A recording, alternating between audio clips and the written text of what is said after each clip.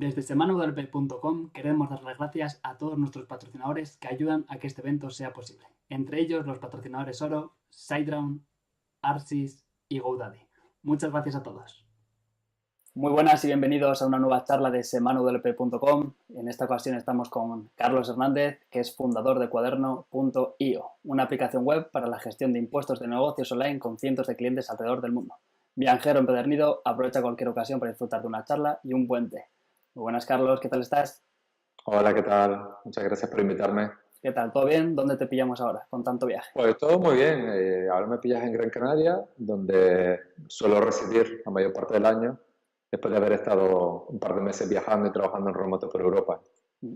Joder, ya se me están ocurriendo preguntas, pero vamos a esperar a las preguntas. Te iba a preguntar el hecho de cómo haces con los impuestos si igual pasas más tiempo fuera de España y demás. Así que esa, mira, nos la guardamos. No, pues si quieres te respondo ya. Vale, pues adelante. No hay problema, es una pregunta bastante común, ¿no? Sobre todo la gente que se pasa bastante tiempo viajando. Al final pagas impuestos en el país donde pasa más de la mitad del año, o sea, 186 días, si no me equivoco, o así, ¿no? Entonces, si pasas más de ese tiempo en un país europeo, ya tienes que declararte residente en ese país y pagar impuestos en ese país. Si no llegas a superar ese límite de días en ningún país de los que hayas residido, pues entonces pagas en tu país de origen, que es España. Interesante. Si no pasas tiempo ninguno, o sea, pasas, imagínate, 10 días en cada país, ¿cómo harías? Pues al final se supone que estás con tu residencia en tu país habitual, ¿no? Y entonces tienes que pagar impuestos personales, ¿no? Lo que es la declaración de la renta, hacerla en tu país de siempre. Interesante, me parece que vamos a aprender mucho. Así que cuando quieras, todo tuyo.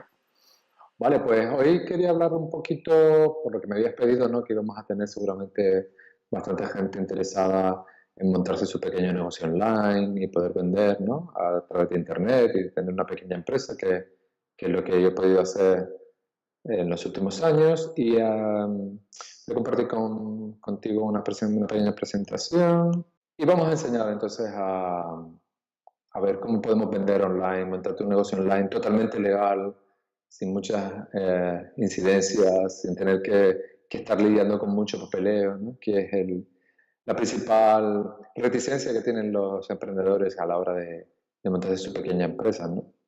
Entonces, bueno, este soy yo. Y era un poco lo que contabas tú antes, ¿no? Soy autónomo desde hace más de 15 años. Empecé siendo freelance, haciendo desarrollos para terceros y siempre tenía la ilusión de montarme mi pequeño producto y mi pequeño negocio online.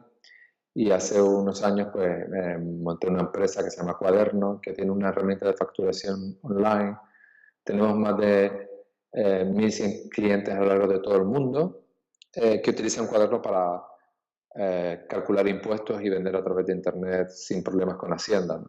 Aquí tenemos, soy nómada digital, como comentaba antes. Bueno, yo digo que soy nómada digital a tiempo parcial, me paso entre 2 y 4 meses al año viajando por el mundo y trabajando en remoto con mi equipo, o sea, no dejo de trabajar mientras viajo. Me parece que, o sea, a mí viajar es mi máxima afición y eso, pues básicamente poder combinar trabajar en algo que me gusta con poder viajar y hacerlo al mismo tiempo me parece es uno de mis sueños y es lo que he podido hacer. Y bueno, y soy un fanático del té. Si me encuentro con alguno de los asistentes a este evento, pues obviamente los invitaré a tomar un té y a charlar para que me cuenten un poco su historia y su negocio y demás, ¿no? En esta charla quería hablar básicamente de 3 errores comunes que comete la gente cuando empieza a aprender en Internet, ¿no? Bueno, son errores que yo también cometí cuando empecé a trabajar en este mundo, en el mundillo online. Y bueno, quería dar aquí una serie de consejos para minimizar el tiempo y el esfuerzo que supone empezar a vender un plugin o un servicio de diseño, un servicio de programación y hacerlo de forma totalmente legal y sin tener muchos problemas con la agencia tributaria, ¿no? El primer problema que yo veo, que yo cometí, que comete la mayoría de la gente cuando empieza a crear su primer negocio, es centrarse demasiado en el papeleo. Obviamente, es importante tener todos los papeles en orden, estar en paz con Hacienda y todo eso, con la seguridad social y todo ese rollo, pero el papeleo nunca debe ser un impedimento para que tú te puedas abrir tu negocio online, ¿no? Y yo digo a la gente que montar una empresa en Internet, abrir una tienda, es mucho más fácil de lo que la mayoría de la gente piensa, ¿no? Especialmente en países como España, donde cada vez se facilita más la creación de empresas y donde realmente, al menos que montes una sociedad con varios socios y tú tienes que pasar por el notario, hacer escrituras y demás, darte de alta en el registro mercantil y toda esa historia, lo más normal es que sea un proceso bastante sencillo, ¿no? Yo a todo el mundo le recomiendo que cuando empiece su primer negocio online, eh, no cree una empresa de entrada, sino que lo primero que tiene que hacer es abrir el negocio, es decir, crear el producto, es lo primero que todo, dejarse de hacer papeleos hasta que no tengas un producto que tú sabes que vas a vender y que puedas tener clientes dispuestos a pagar por él. Y a continuación, una vez tengas ese producto, ya empezar a promocionar ese producto y a venderlo, ¿no? Porque es muy complicado, lo más complicado de vender un producto online es que alguien que no te conoce absolutamente de nada y que vive a 2.000 kilómetros de tu casa saque su tarjeta de crédito de la tarjeta y le dé tus datos y te pague por un plugin, ¿no? O por un servicio, ¿no? Entonces, yo primero me centraría en desarrollar el producto, como he dicho. En segundo lugar, intentar vender ese producto y cuando ya estés a punto de cerrar la primera venta, entonces ahí cuando ya te puedes dar el caso a lo que es la parte burocrática. Se voy a contar un poco cómo funciona en España. En otros países en Europa funciona prácticamente igual. En otros países del mundo quizás pueda variar un poco. En este caso, pues yo recomiendo que se pregunte pues a las autoridades fiscales de cada país cómo es el proceso para darte de alta como freelancer o autónomo. En España, básicamente, te tienes que dar de alta en dos organismos. Por un lado, darte de alta en la agencia tributaria, que es el organismo estatal que se encarga de gestionar todos los impuestos de todos los españoles. Y bueno, vas ahí y te das de alta como autónomo. Te vas a dar de alta en lo que se llama un epígrafe. Ese epígrafe va a depender un poco de la actividad profesional a la que te vayas a dedicar. O sea, será diferente si eres programador que si eres diseñador o eres un mero consultor. Entonces, pero bueno, toda esa información te la da la agencia tributaria. Es un proceso totalmente gratuito, no te cuesta absolutamente nada. Y lo que te va a obligar es, desde el momento en que tú te des de alta en la agencia tributaria, que es un requisito obligatorio para antes de vender tu primer producto, o sea, todo esto lo tienes que hacer antes de hacer la primera venta. Lo único que te va a obligar la agencia tributaria es que cada vez que hagas una venta tienes que emitir una factura por esa venta y recaudar una serie de impuestos. En España se llama el IVA, ¿no? Entonces tienes que recaudar el IVA con cada venta, poner ese IVA en una factura que va al nombre de tu comprador y guardar todas las facturas que hayas emitido a lo largo del año porque esa será la información que la agencia tributaria utilice para calcular los impuestos que tienes que pagar. El segundo organismo donde tienes que dar de alta en España es la Seguridad Social. Este es el famoso seguro de autónomos, que en España pagas 50 euros al mes durante el primer año, luego tienes una cuota con descuento de 100 y pico euros al mes durante los 2 años siguientes y luego empiezas a pagar la cuota completa, que el mínimo son 200, ya está por 270 o algo así. Entonces, esto es lo que echa para atrás muchísima gente cuando empieza a aprender en Internet, que dice, oye, todavía no he vendido nada y tengo que tener este gasto fijo de 50 euros al mes, como he dicho, ¿no?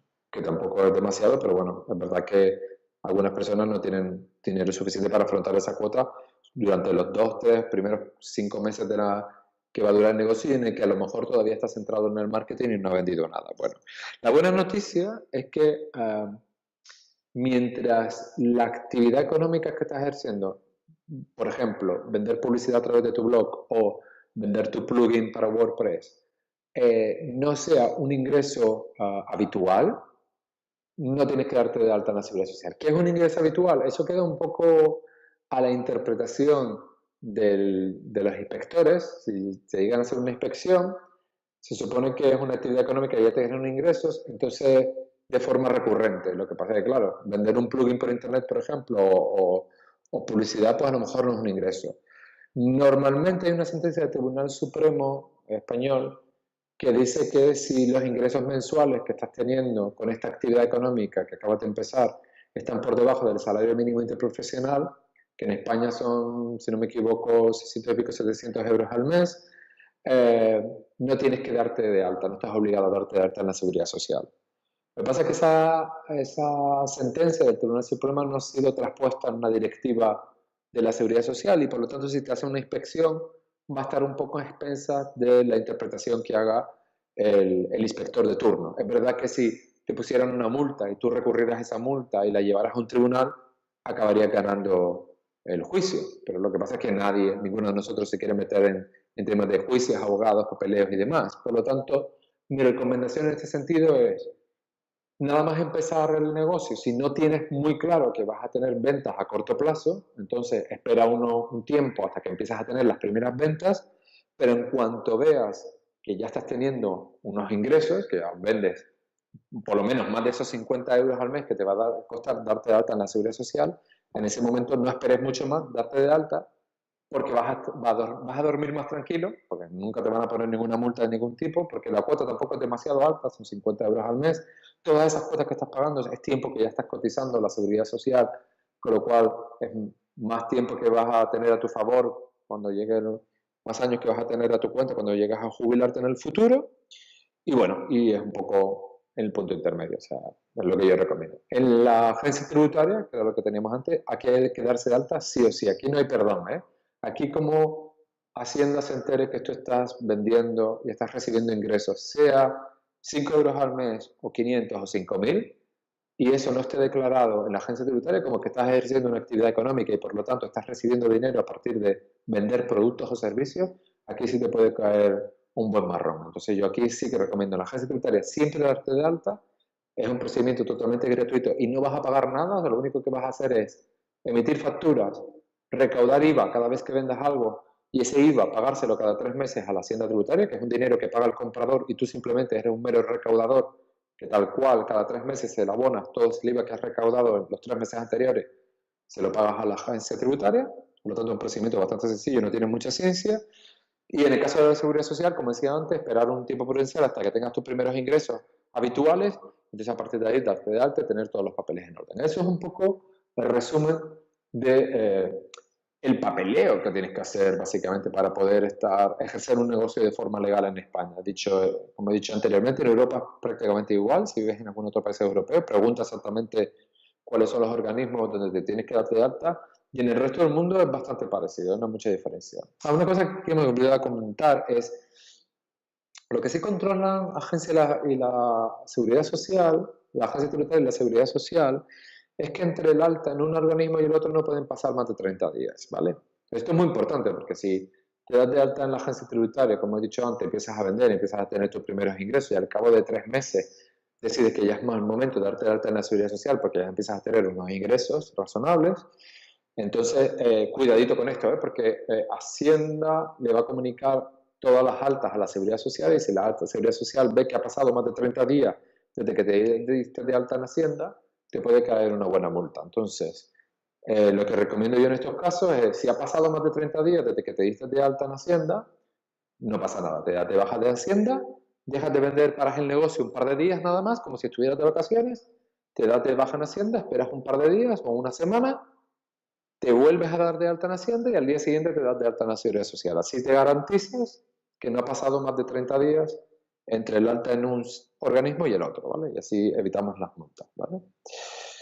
El segundo error que suele cometer la gente cuando está vendiendo online es seleccionar la pasarela de pago más adecuada para minimizar los tiempos de administración y de contabilidad del negocio. Esto parece una tontería, pero es verdad que elegir una mala pasarela de pago lo que va a implicar, a lo mejor no a corto, pero sí a medio y a largo plazo, es que tengas que lidiar con un montón de problemas administrativos y demás. La pasarela de pago que yo de entrada no recomendaría usar, a menos que tuvieras, por obligación, tener que usarla, es evitar PayPal dentro de lo posible. ¿Por qué? Porque estamos hablando de una pasarela que tiene muchísimos años de vida, es una pasarela prácticamente del año 2000 por ahí, o sea, muy antigua, que se ha ido modernizando poco a poco, pero básicamente han sido parcheos, cambios de interfaz, algunas mejoras secundarias,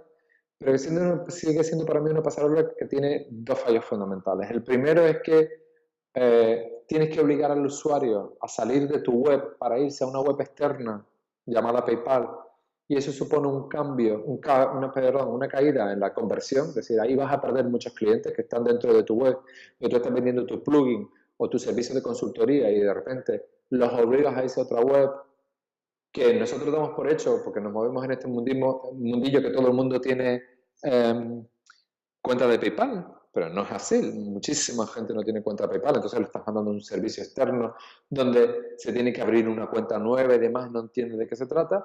Es un servicio que desde el punto de vista del vendedor a veces se inclina mucho con el comprador, es decir, es ultra perfeccionista, es decir, es un comprador al que le ha pedido un plugin, se queja de cualquier cosa, sobre la marcha va a abrir una incidencia y lo más normal es que le dé la razón al comprador y a ti te dejen la estacada y tengas que devolver el importe, con lo cual mucho cuidado con esto. Y por lo general tiene un servicio de atención al cliente bastante pésimo, tirando a mal, ¿no? Porque estamos hablando de una empresa con cientos de miles de clientes alrededor del mundo, de millones de usuarios, y donde tú eres simplemente uno más en una cadena interminable, entonces no tiene mucha fama de dar un buen servicio de atención al cliente. Yo que he tenido que lidiar con ella, con PayPal, porque es una de las herramientas que integramos en Cuaderno, porque es verdad que existen muchísimas empresas que utilizan PayPal para vender sus servicios, pues me he encontrado con una documentación desfasada la mayor parte de las veces, que sé que están haciendo un esfuerzo por intentar modernizar el servicio, ponerlo al día, pero aún así sigue teniendo bastantes problemillas, ¿no? Entonces, yo lo que aconsejaría en este caso a la hora de elegir una buena pasarela de pago para no tener problemas en el momento más crítico de un proceso de venta, que es cuando vas a cobrar al cliente, es si puedes evitar PayPal, intenta evitarlo. Y una pasarela que yo recomiendo por ahora, sí o sí, es Stripe, que te permite recibir pagos con tarjeta de crédito y de débito. Están incorporando otras formas de pago como puede ser la la domiciliación bancaria, perdón, a través del sistema SEPA.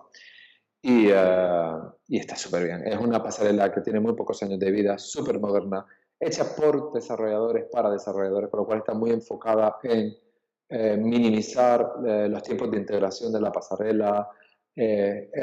Para mí yo creo que es una de las mejores decisiones que yo he tomado en los últimos años a la hora de mi proyecto en Cuaderno, que fue cobrar con Stripe, integrar Stripe dentro del sistema. Es la primera pasarela que nosotros integramos porque fue la más fácil de integrar con diferencia y la recomiendo 100%. No tengo comisión por esto, que coste, pero creo que es fundamental no cometer este error que yo cometí en un proyecto anterior, que fue elegir PayPal y luego tuve un montón de problemas, especialmente si es un proyecto donde vas a cobrar por suscripción semanal, mensual o anual, y el sistema de suscripciones de PayPal deja mucho que desear. Y el tercer error, y con esto vamos a ir terminando, que comete la mayoría de la gente cuando empieza su primer negocio online, es despreocuparse del tema de hacer facturas y de no vender cosas y no declarar esos ingresos y demás, y luego vienen las consecuencias, ¿no? Porque como descubren que tienes una serie de ingresos, y eso es bastante relativamente fácil de descubrir, y no están declarados y no hay facturas de por medio y demás, puedes empezar a tener problemitas en Hacienda, ¿no? Entonces voy a explicar rápidamente en qué consiste una factura en España. En Europa es exactamente igual, en América es muy, muy, muy parecida, hay pequeñas diferencias según el país, y ahí puedes preguntar a cada agencia tributaria local para saber cómo funciona, pero básicamente una factura, lo primero que tiene es un número que tiene que ser único y tiene que ser secuencial a lo largo del año, es decir, no, en el mismo año no pueden haber dos facturas con el mismo número y no pueden haber saltos entre las facturas, es decir, no puedes pasar de la 29 a la 34. Tiene que tener la 29, la 30, la 31, tienen que estar todas, ¿no? Tiene que tener la fecha en la que se produjo la compra, ¿no? Eso es súper importante porque dependiendo de esta fecha, los impuestos asociados a esta factura los vas a pagar en un trimestre u otro, entonces muy importante un número, una fecha. Va a tener todos los datos del vendedor, eso significa poner tu nombre completo si eres autónomo, el nombre de tu empresa si eres una sociedad, la dirección fiscal, tu calle, tu código postal, tu ciudad y tu número de identificación fiscal en el caso de que seas una empresa española, ¿vale? Tienes que poner también tu NIF, ¿no? que en el caso de España coincide con tu número de DNI, pero es muy, muy importante ponerlo. Como dije antes, si lo recuerdan, antes dije, no podemos emitir factura hasta que no estemos dados de alta en Hacienda. Entonces, como por ley tenemos que emitir factura, significa que por ley nos tenemos que dar de alta sí o sí en Hacienda, entonces lo tenemos que hacer antes de hacer la primera venta. Lo que no puede ocurrir es que hagas la primera venta y luego hagas la factura al día siguiente. Eso puedes tener problemas con eso, ¿vale? Luego tienes que incorporar todos los datos del comprador. Tienes que poner su nombre completo y su domicilio fiscal completo, ¿vale? Donde escoges su dirección de venta. Y luego tienes que poner una relación de lo que has vendido, ¿no? Pones en la descripción del producto o servicio que acabas de vender y el importe de ese producto. Y luego un resumen de si vendes varios productos, la suma de todos los que has vendido, ¿no? Y luego el impuesto correspondiente. Aquí aparece HIC porque esto es un ejemplo de factura canaria, que en Canarias no existe IVA, existe HIC, pero es lo mismo. Canarias es el 7%, en España, en el resto de España se llama IVA y tiene un valor del 21%. Es decir, que añadir siempre tu impuesto correspondiente, tu IVA, y en el caso de que estés prestando un servicio a otro autónomo o a una empresa, solo para servicios a autónomos o empresas tienes que hacer una retención del IRPF, que eso es del 7%, menos 7% durante los 2 primeros años como autónomo y el 15% posterior, ¿no? Menos 15%. Y el total, y al final el total de la factura, por el importe final que vas a abonar de la factura, ¿no? Y básicamente esta es la pinta que viene uno pone en factura, un número, una fecha, los datos del comprador, los datos del vendedor, la descripción de lo que se vende y los impuestos que van a la factura, ¿no? Como ves es bastante sencillo, es una cosa que puedes hacer en un Word, que puedes hacer en un Excel fácilmente, o sea, hay un montón de plantillas en internet que puedes coger para usarla y eso, la regla es, hago una venta de 1 euro, de 15 o de 2000, da igual, cada venta tiene que tener su correspondiente factura. ¿Que el cliente no te pide la factura? No se la mandas, pero la factura siempre tiene que existir, porque en el caso de que te hagan una inspección, la agencia tributaria, lo primero que te van a pedir es que les des la relación de todas las facturas que has emitido durante el año actual e incluso el año anterior, si estaba dado de alta el año anterior, ¿no? Entonces es muy, muy importante tener todo esto documentado porque al fin y al cabo la factura es el documento que certifica que ha habido una compra y cuáles son los datos, quién compró, quién vendió, cuándo ocurrió, ¿no? Y qué fue lo que se compró, ¿no? Y cuántos impuestos se pagó en esa transacción, ¿no? Me parece muy importante documentarlo, ¿no? Y a la hora de aplicar impuestos, ¿qué impuestos tienes que aplicar? Pues aquí básicamente te tienes que hacer 3 preguntas. Lo primero es si estás vendiendo un producto digital o un producto no digital. Un producto digital es algo que vendes a través de Internet y donde apenas es de tu consumo, apenas hay intervención por parte del comprador. Es decir, el comprador llega a tu web, le gusta lo que ve, es un plugin, ¿vale? Le mola, se descarga una demo, la prueba, le mola, te compra el producto y apenas hay intervención contigo como vendedor, ¿no? Es bastante automatizado. Lo mismo pasa si vendes publicidad online, ¿no? Alguien te ve, te compra la publicidad, la pones online y eso es digital, ¿no? No hay una intervención directa del comprador y del vendedor directo. Y no digital es todo lo demás. Si prestas un servicio de diseño gráfico, donde un cliente te contacta contigo, te manda un correo, te explica lo que quieres, tú le mandas un presupuesto, te lo acepta, tú trabajas, interactúas con ese cliente, ¿no? O si vendes un servicio de programación, entonces son productos no digitales, ¿vale? Todo lo demás. Tienes que preguntarte también si tu comprador es un particular o es un negocio, porque en función de que sea una cosa u otra va a pagar un impuesto u otro. Y la tercera pregunta que tienes que hacerte es, ¿dónde está tu comprador? ¿Está en España? ¿Está en otro país de la Unión Europea? ¿Está en otro país de fuera de la Unión Europea? ¿En Estados Unidos, Canadá, donde sea? Tienes que preguntarte. En función de estas 3 preguntas, de las respuestas a estas 3 preguntas, pues aquí hay una tabla donde puedes ver un poco qué tipo de IVA tienes que aplicar. Si en el caso de productos digitales, como hemos dicho antes, venta de plugins, venta de software, venta de publicidad online, afiliación, todos esos son productos digitales, pues si tu cliente está en un país, es un negocio, pues no le aplicas el IVA de tu país. En este caso, si tú eres un vendedor español, pues el IVA de España. Si es un particular que está en España, pues también le aplicas el IVA español. Si es un particular que está en otro país de la Unión Europea, le aplicas el IVA de su país. O sea, si tu comprador está en Alemania, el IVA alemán. Si está en Francia, el IVA francés. Si está en Inglaterra, el IVA del Reino Unido, ¿no? Si tu comprador es un negocio de cualquier otro país de la Unión Europea, va a un 0%, y si es un negocio particular fuera de la Unión Europea, un 0% de IVA, ¿vale? Estas son las reglas para venta de productos digitales. En el caso de productos no digitales es un poco más sencillo, tienes que aplicar IVA solo cuando el comprador vive en tu mismo país o cuando el comprador es un particular que viva en otro país de la Unión Europea. En ese caso siempre aplicas el IVA de tu país como vendedor, es decir, el IVA español.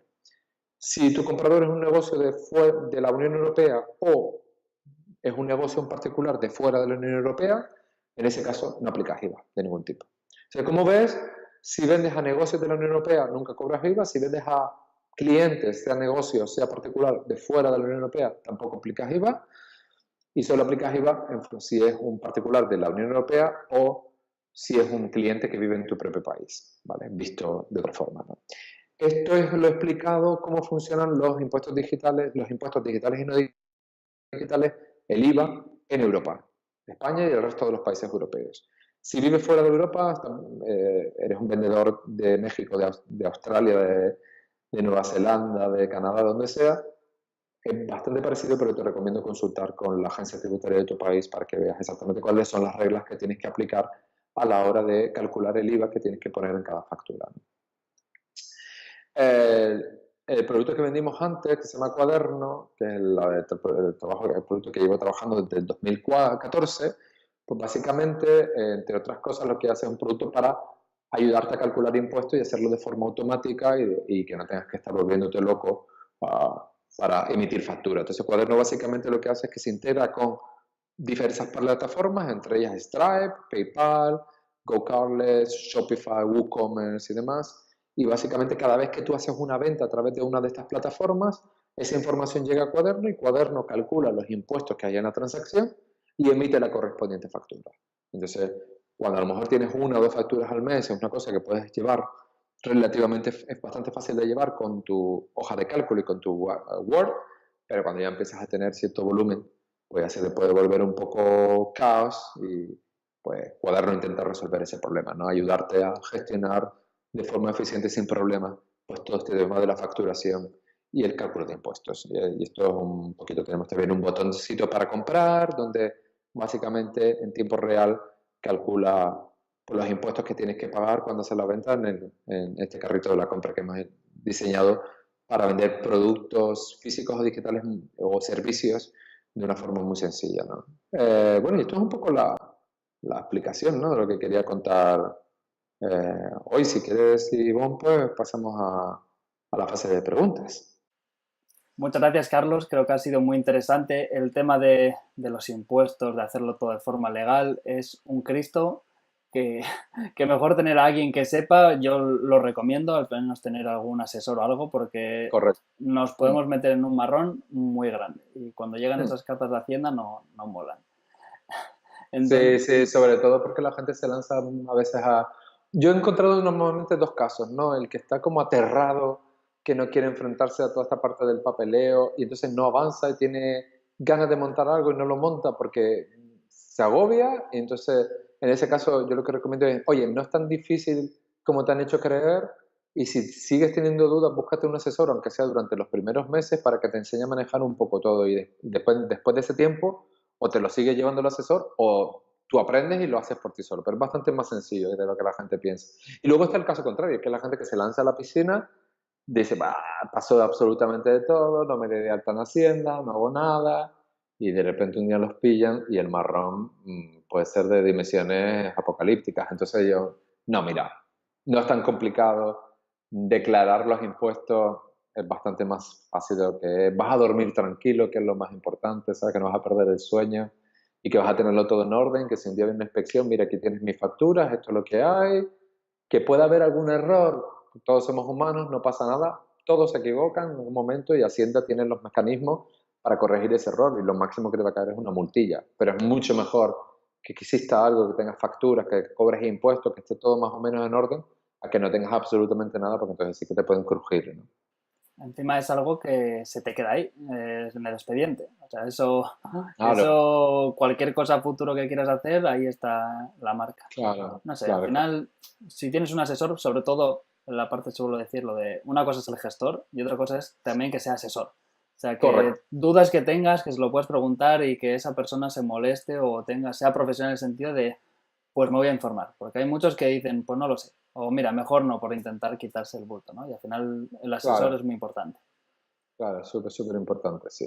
Muy bien. Entonces, esto es WordPress, es semana WordPress, así Mm, que tengo que tirar un poquito hacia aquí y claro. algo que yo empecé a utilizar Cuaderno es por el hecho de tener un plugin para WooCommerce, en este caso, que es el que yo utilizaba.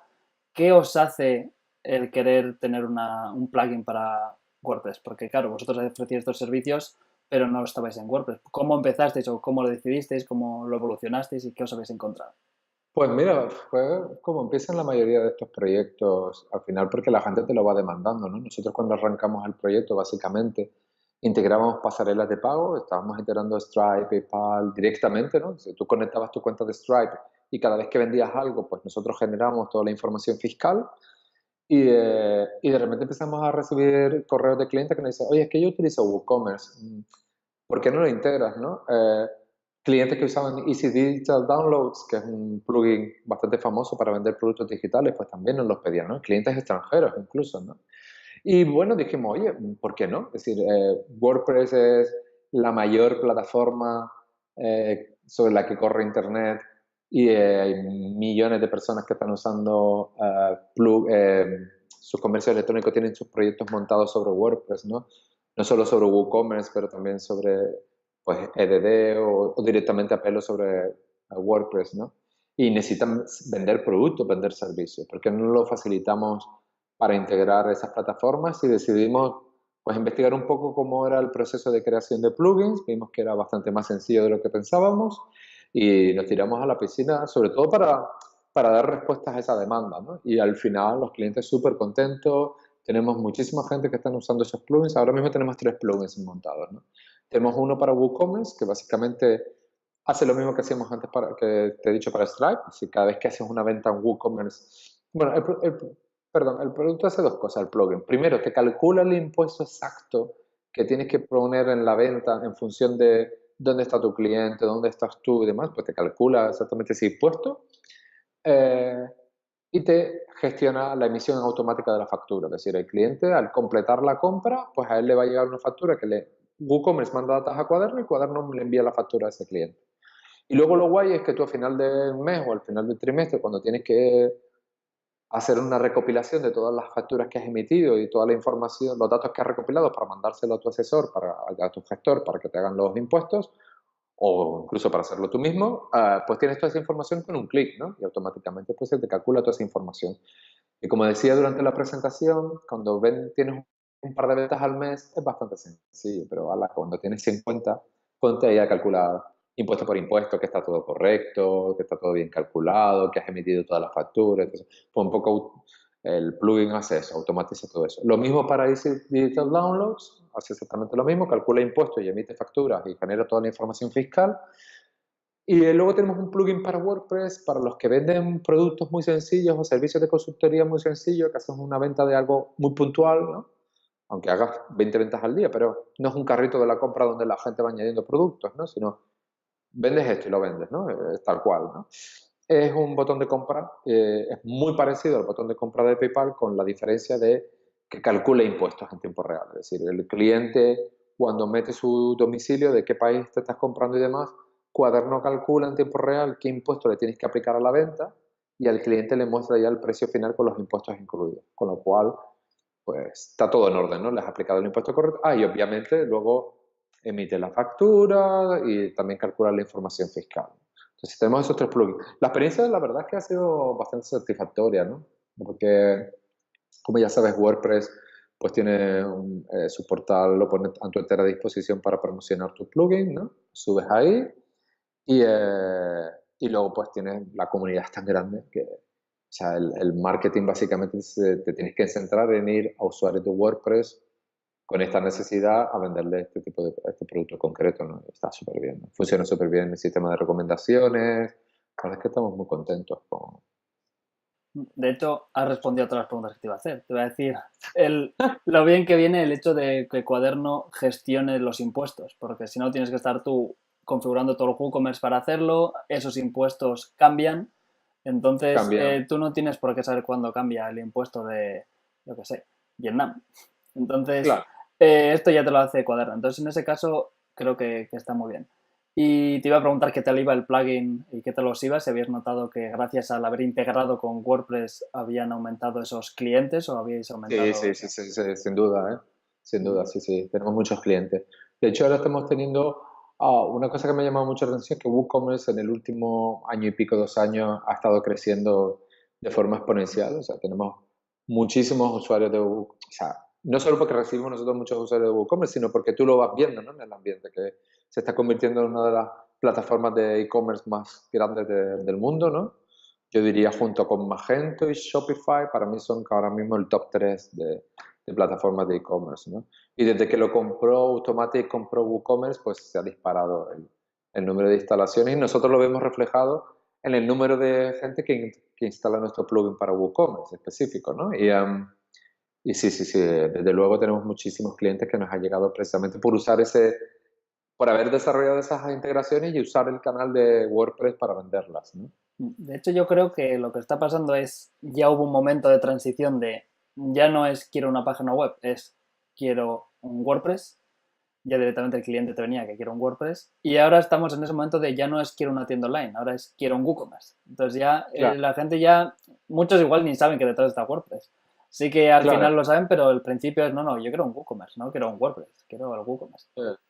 Y WooCommerce también, a mí una cosa que me sorprende es lo bien que funciona el propio marketplace de WooCommerce, porque tenemos el repositorio de plugins de WordPress general, pero que WooCommerce tiene aparte sus plugins específicos para WooCommerce, ¿no? Entonces, es un proyecto que inicialmente se creó para vender productos físicos, que era lo primero que te viene a la mente cuando piensas en comercio electrónico, ¿no? Pero que bueno, ya se han desarrollado tantos plugins para vender suscripciones, productos virtuales, para mí, para lo que se te ocurra, ¿no? Para nosotros era una necesidad estar ahí casi, ¿no? Y la gente no lo pedía tanto que decimos, hombre, tenemos muchos clientes que venden en diferentes países del mundo, tienen este problema, ¿por qué no vamos a darle una respuesta, ¿no? Y la verdad es que estamos muy contentos con el desarrollo. Yo invito a mí a desarrollar plugins sea específicamente para WooCommerce o para WordPress en general, me parece que es una buena técnica de iniciarte en el mundo de la emprendeduría online, ¿no? Es decir, toda esta gente que tiene esta necesidad de montarse su pequeño producto y ver qué pasa, a mí me parece que es una buena estrategia empezar con el desarrollo de plugins, por ejemplo, ¿no? O de servicios específicos para WordPress. En primer lugar, porque se te hace un poquito más fácil todo el tema de marketing, de promoción, de venta, porque ya sabes dónde están tus potenciales clientes, ¿no? No tienes que estar dando palos de ciegos para saber dónde está la gente que necesita tu producto, ¿no? Pero es que también disponen de una red de, pues, los marketplaces, ¿no? Que tiene tanto WooCommerce como WordPress, la red de sugerencias, de recomendaciones que tienen, ¿no? La difusión que puede tener, ¿no? Y digamos que es un producto de tamaño pequeño, medio, no te tienes que montar una super producto, una super empresa para empezar a vender online. Y yo conozco muchos casos de gente que ha empezado vendiendo un pequeño plugin, que es una cosa muy específica, que resuelve un problema muy concreto y lo resuelve muy bien. Y luego eso se ha ido desarrollando poco a poco y haciéndose más grande a medida que los usuarios van pidiendo más cosas y, ¿no? A mí me parece una buena estrategia. Yo a todo el mundo le recomiendo empezar. Una de las ideas que siempre recomiendo a la gente que quiere empezar en el mundo de los negocios online es que se atrevan con cosas como esta, ¿no? Hacer un plugin para algo, ¿no? Y entonces hacer un poco de investigación de mercado, que me imagino que de ello hablarás en el evento, ¿no? Um, para saber un poco cuáles son las necesidades que ahora mismo, qué es lo que la gente está más demandando, y luego lanzarte. El coste de desarrollo, digamos, de un plugin no es muy alto. Bueno, si eres programador, pues prácticamente nulo, son horas de trabajo, es, bueno, lo que cueste tu tiempo de trabajo. Y si no eres desarrollador y tienes que contratar a alguien, pues es bastante fácil encontrar a un desarrollador para WordPress, ¿no? Eh, es un buen sistema para iniciarte en este tema de la venta en Internet, ¿no? De hecho, como empresa, el hecho de haber entrado ahora en WordPress con los plugins también te abre un mundo. Es como que tú tienes una Claro, aplicación o un servicio y claro, tienes que tener tu aplicación para Android, por ejemplo, porque es que estás claro. llegando a muchos usuarios y encima te están ayudando a llegar ahí. Claro. Y además está soportado por una plataforma que está en continua evolución, porque WordPress no deja de evolucionar y de incorporar nuevas cosas, ¿no? Y cada vez lo hacen todo más fino, ¿no? Entonces cada vez más fácil desarrollar plugins, cada vez más fácil venderlo. la comunidad cada vez mayor, porque no deja de crecer y crecer y crecer. Entonces, sí, a mí me parece que es una buena idea. Igual que te hago de plugins, te hablo de temas, ¿no? O sea, también es otro, si eres diseñador, ponerte a desarrollar temas específicos. Y mira que hay temas en Internet, pero es que no, es tantos millones de usuarios que no dejas de vender. Siempre, eh, por nicho que sea tu nicho, siempre va a ser muy grande, o sea, al final. Y me parece un área súper interesante para empezar a montarte tu primer negocio online. Y si después eso va más, y a partir de ahí, pues o haces un plugin más grande, o haces un plugin premium, o haces un plugin, una suite de plugins, como te hacen algunos, ¿no? O incluso puede que de ahí salga un SaaS o un producto mucho más elaborado, con muchas cosas que a lo mejor necesitas extraer de WooCommerce, ¿no? Pero, o sea, nosotros en Cuaderno empezamos con el SaaS, con la aplicación, y el plugin fue posteriori porque detectamos la demanda. Pero también yo he visto el caso inverso, ¿no? Que empiezan con un plugin y eso al final acaban construyendo toda una plataforma, ¿no? Porque ya la gente empieza a pedirle funcionalidades nuevas, que algunas pueden estar dentro del plugin y otras las sacas fuera y empiezas a crear algo más grande, ¿no? Pero, Claro, te iba a preguntar vamos. eso, ¿no? El hecho de vosotros teníais vuestro SaaS a medida Sí, hecho por vosotros. ¿Cómo sí. fue la integración con WordPress? ¿Os supuso mucho trabajo? ¿Realmente con la API y demás cosas que te puede ofrecer WordPress y lo que vosotros teníais fue bastante sencillo? ¿Cómo fue ese Pues proceso? realmente fue bastante sencillo. Nosotros teníamos hecho una primera versión, ahora íbamos por la versión 1.14, pero cuando empezamos hicimos una versión, yo creo que fue en 2 semanas o 3 semanas máximo. Una cosa genial que tiene la plataforma es que hay muchísima documentación, no solo la oficial del propio WordPress, que está muy bien todo documentado, sino que tú buscas en internet y hay cientos de miles de artículos. Cualquier cosa que se te ocurra, cualquier problema que encuentres, vas a encontrar a alguien en un blog que ha escrito sobre ello. Entonces, eso es fantástico, ¿no? Que otras plataformas es un poco más cerrado, no hay tanta información, entonces te cuesta un poco más. Entonces, eso facilita muchísimo el proceso de integración y yo creo que no fue mucho, ¿no? Luego, obviamente, como todo plugin, cuando la gente empieza a usarlo, que es lo que tú quieres, pues empiezan a aparecer bugs, incidencias, mejoras, cosas nuevas que te van demandando la gente. Y bien, incluso errores así extraños que a veces, esto cómo lo probamos para detectar el error, para poder corregirlo. Buscas y hay alguien que le ha pasado ese error con otro plugin, no sé qué, no sé cuánto, investigas un poco. Sí, yo creo que es bastante, no solo porque hay muchos desarrolladores de WordPress y de PHP en general, sino porque la documentación que existe en Internet le facilita muchísimo la tarea de desarrollo, ¿no? Muchísimo. Ujú. ¿Y cómo gestionáis el que los clientes os pidan cosas? ¿Hacéis todo lo que os dicen o ya tenéis vosotros un Oh, roadmap? ¿Ya tenéis vosotros un roadmap más o menos qué es lo claro, que queréis hacer? Y si de repente alguien dice, joder, me interesa esto, y pues vuestro quinto punto en el roadmap, decir, bueno, vamos a pasarlo al primero, porque mucha gente lo está demandando. ¿Cómo gestionáis eso? vale. Lo del roadmap es súper interesante porque no hay plan, o sea, para improvisar necesitas un plan. Si no tienes plan, al final lo que estás haciendo todo el mundo es reaccionando ante cosas que pasan y eso normalmente suele acarrear problemas, porque al final no eres proactivo, sino que eres reactivo, ¿no? Entonces, nosotros por lo general yo que recomiendo es tener un plan, aunque sea mental, pero mejor si está escrito, porque cuando lo escribes lo piensas 2 veces, pero tener un plan escrito de este plugin es aquí es donde yo quiero llegar con este proyecto, ¿no? Voy a empezar aquí con esta parte muy pequeñita que sé que la puedo hacer en 2, 3 semanas, no me voy a poner a desarrollar de cero hasta llegar al objetivo final, porque primero no sabes si la gente está interesada y a lo mejor te pegas 3 meses desarrollando algo que después nadie quiere y con todo lo que implica de tiempo y dinero hacer eso, ¿no? Y segundo, porque los productos, todos, hasta el más exitoso que yo he conocido, siempre han sido desarrollos iterativos, ¿no? E interactivos, ¿no?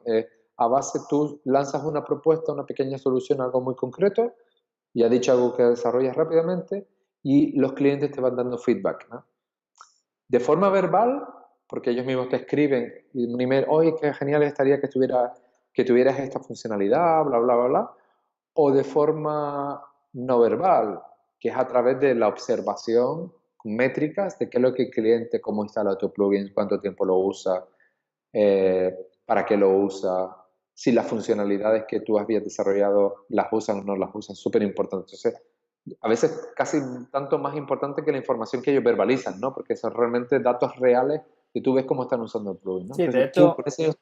a Dime. colación de esto, que si no luego se me va y no vuelvo, El Sí, hecho sí. de en Cuaderno, por ejemplo, también tienes la opción de meter gastos.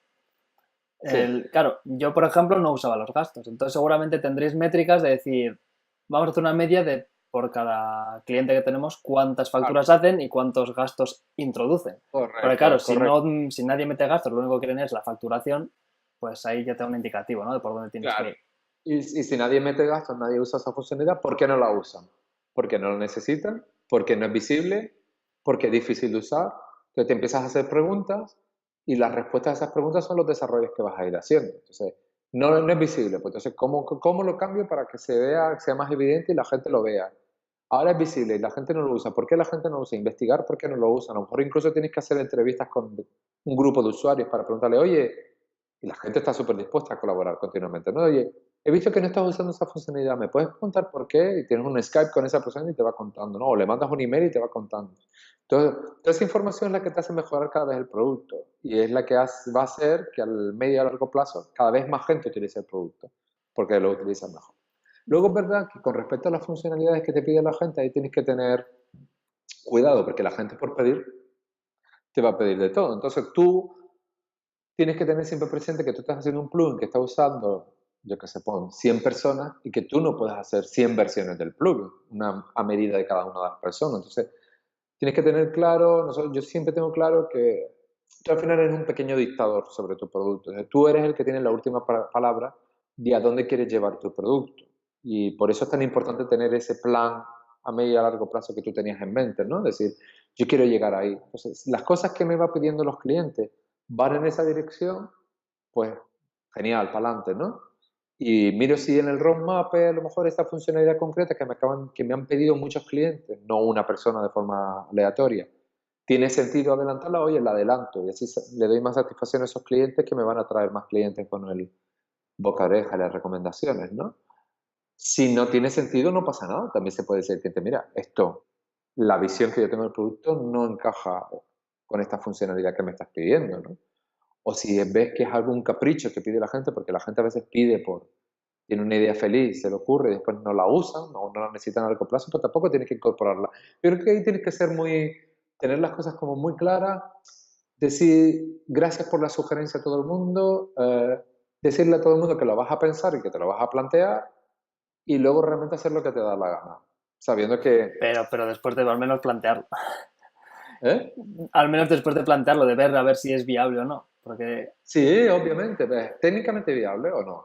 Si es técnicamente viable, ¿tiene sentido? ¿Lo demandan el 80% de mis clientes o es una cosa que se le ha ocurrido a un tipo o me lo han pedido dos personas nada más y son el 5% de todos mis usuarios? Pues casi prefiero renunciar al 5% de mis usuarios que complicar enormemente la pasarela metiendo funcionalidades que solo van a utilizar ese 5%, ¿entiendes? Con todo lo que eso implica, que es una cosa con la que yo estoy un poco obsesionado, que es el mantenimiento. O sea, cada vez que tú añades cosas al producto, hay que mantenerlo y corregir errores. Eso va a generar errores en el futuro, probablemente. O vas a tener que mejorarlo, vas a tener que... ¿Me entiendes? Entonces, cada decisión que tú tomas para añadir algo implica indirectamente un montón de dinero y de tiempo en mantener esa funcionalidad y en mejorarla y en corregirla si hay fallos. Entonces me pienso mucho las cosas antes de añadirlas, ¿no? Y asumo el riesgo de que me pueda salir mal y que al final no lo use nadie o lo use muy poquita gente y me haya dedicado un montón de tiempo, de dinero para desarrollarlo y para mantenerlo en el futuro. Entonces, me lo pienso bien y algunas cosas me han salido ranas, ¿no? Me ha pasado también de cosas que yo veía muy claras y que estaba muy convencido. Intentas minimizar el riesgo, pues analizando bien que la gente lo necesita, que realmente está alineado con el producto y tal, y aún así te puede salir error. Pero no es lo mismo cometer un error, pues uno o dos errores al año, que estar haciendo un pequeño Frankenstein con un montón de funcionalidades que, porque la gente te va pidiendo, tú te entusiasmas, porque la verdad es que es un halago que la gente te diga, oye, me encanta tu producto y tal, pero echo de menos esta funcionalidad y tal, y es como, qué guay, lo está usando, ¿no? Y demás. Pero corres ese riesgo, ¿no? De que al final crees un pequeño monstruo y que no vayas a donde querías ir. También puede ocurrir que me ha pasado que la gente de repente tenga una idea brillante. Ah, y oye, mira, he visto esto y yo creo que podías hacerse esto porque no sé qué. Y dices tú, hostia, pues verdad, tienes razón. a lo mejor, y lo planteas y lo piensas. No doy respuesta nunca sobre la marcha, eso es mucho importante. Decir, vale, lo voy a pensar y tal, ya te digo algo, ¿no? Y te lo planteas y a veces hemos tenido ideas brillantes. Pero lo normal es que, lógicamente, la gente te va a pedir lo que más le duele en el día a día y luego tú tienes que tener la última palabra, tenerlo muy claro, básicamente el resumen de todo esto. De hecho, esas cosas que te piden tampoco las tienes por qué descartar, así hablando en Claro, general, por el hecho de que igual no va con ese producto, pero igual va con otro producto que puedes montar. Porque al por ejemplo. final, en el área digital tenemos la suerte de que si encima, como has comentado, eres desarrollador, no te lleva tanto tiempo hacerlo, o no te lleva tanto tiempo Oh, eso probarlo, es un peligro, eso es un peligro. tanto tiempo, dinero Sí, hacerlo. es un Pero, peligro porque infravaloras todo, ¿sabes? Decir, esto lo hago en una tarde, sí, sí. bueno, al menos probarlo, ¿no? En el sentido de nunca saber lo que puede llegar. Al final, hablando con la gente, y de Claro, hecho, tú intentas o haces un plugin que crees que va a ser X y con los inputs de la gente acaba siendo Y. Y resulta que ese Y es mejor y estás más contento con ello. claro. Pero ¿qué es lo Pero que... Lo importante es empezar. Y es lo que claro, intentamos desde aquí, ¿no? Que la ahí está gente... la cosa. Lo importante es lanzarte a la piscina, no esperar a tenerlo todo hecho para lanzarte a la piscina, es decir, tener el famoso MVP, ¿no? El producto mínimo viable, con lo mínimo mínimo que necesita tu producto para funcionar. Que todos nos entusiasmamos, yo el primero, que cuando empiezas a construir algo ya se te va la mente y dices, es que esto va a tener esto y esto y esto y esto. Entonces, es muy difícil desechar todo eso porque estás ahí a tope de adrenalina. Y más difícil es cuando la gente empieza a usarlo, la gente empieza a usarlo y tú ves que la gente lo está usando. Entonces ya te vuelves loco, ¿no? Decir, vamos a añadir todo. Entonces, creo que es más importante controlarse. A mí me gusta mucho meter las cosas en la nevera y cosas que se me ocurren a mí o cosas que me sugieren los usuarios, las guardo ahí en la nevera y las dejo reposar, ¿sabes? Dije, wow, me mola la idea, pero voy a dejarla ahí un tiempo, a ver si dentro de una semana sigue teniendo sentido, ¿no? Y durante ese tiempo o lo hablo con usuarios o lo hablo con colegas que conocen la herramienta, entonces, y lo hablo conmigo mismo y reflexiono sobre si tiene sentido o no tiene sentido, cuánto tiempo me va a costar, cuánto después va a ser difícil o no va a ser difícil mantenerlo. Entonces, y nunca tomo decisiones en caliente porque en caliente siempre te vas a equivocar, casi siempre, ¿no? A veces te va a salir bien, pero corres muchos riesgos, ¿no? De que, venga, esto me lo está pidiendo la peña. A lo mejor te lo pide uno y tienes 20 clientes y te lo pide uno solo y ya piensas que es la bomba, ¿no? Y, Sí, de hecho, en el hecho de arriesgarte, te tienes que arriesgar, pero sin ponerte en peligro tampoco. O sea, no te tienes claro, que volver loco, por ejemplo, hipotecándote, por decir algo. Entonces, no, no, no, no, no, no. por ejemplo, yo tengo un caso que sería WP Night, que era hacer un evento nocturno de WordPress. Sí, Súper interesante, vamos a hacer talleres por la noche, transgresor, vamos a tener ahí desayuno churros. O sea, es algo muy interesante, pero claro, no sabemos sí, cuál va a ser la respuesta. Por lo tanto, la reacción fue, vamos a hacer una web, que fue un clon de esta de Semana WP, y vamos a poner un formulario, mete aquí tu email si estás interesado. claro. Y ya es entonces cuando ves el interés, cuando empiezas a preguntar precios y dices, uy, así no vamos, esto no es viable. Pero es lanzarte, si tú dices, pues estaría bien. Y Claro, no das ese paso, pues muchas veces no, al final no te quedas sin hacer nada. es que hablábamos antes, ¿no? Y la gente que se queda agarrotada y no, al final no se lanza a la piscina y la gente que se lanza ahí a lo loco, ¿no? O sea, en punto medio, ¿no? A mí eso que he contado del evento, pues es lo mismo puedes hacer con un producto, con un plugin o con un tema o con cualquier cosa que se te ocurra. Es decir, lanza primero la idea o haz una cosa muy chiquitita y a ver qué pasa. Que eso es lo maravilloso de Internet. O sea, los costes de desarrollar cosas pequeñitas son ínfimos, son pequeños.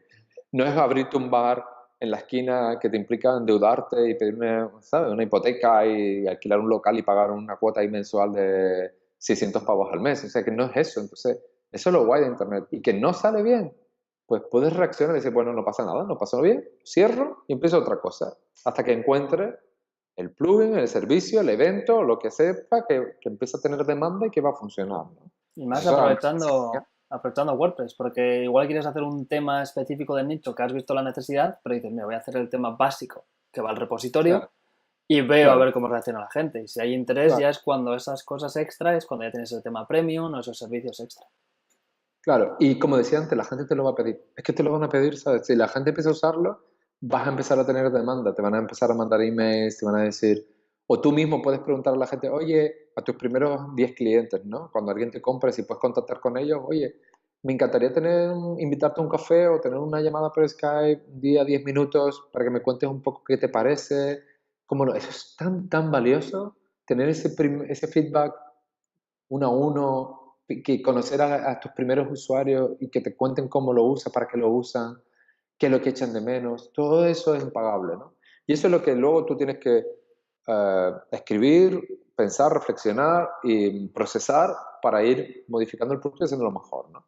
Bien, para ir en la dirección que iba o no, o de repente lo que tú decías antes, de repente a base de esa entrevista te das cuenta de que la gente sí le mola esto, pero lo que tiene una demanda brutal y que el problema, el marronaco que lograría resolver tu plugin sería esto y eso, y ahí se va a vender solo. Cuando encuentras ese problema, que es como un dolor de muelas, que es cuando te duele tanto que buscas en internet y las dos primeras soluciones que encuentras ya las vas a comprar, o sea, una de esas dos las vas a comprar, ese es el problema definitivo, la solución que tiene. Y luego compites, ¿no?, con otras soluciones, pero ahí es donde está la clave, en encontrar una cosa que duela mucho, ¿no? Pero bueno, tienes que pasar por todo el proceso de investigación, de probar, de hablar con la gente, ¿no? Si estás encerrado en tu casa y no interactúas con nadie, no mandas un email a nadie, yo no quiero decir que te hagas amigo de tus clientes, pero sí que te hagas una mínima interacción. Es súper valioso. Y casi nadie lo hace, ¿eh? Yo te lo digo, ni una mínima interacción por correo para saber cómo la gente lo usa, ni tomas métricas, porque hay herramientas para medir cuántas veces la gente se instala el plugin, cuántas veces lo usa, a qué horas lo usa, todo este tipo de cosas.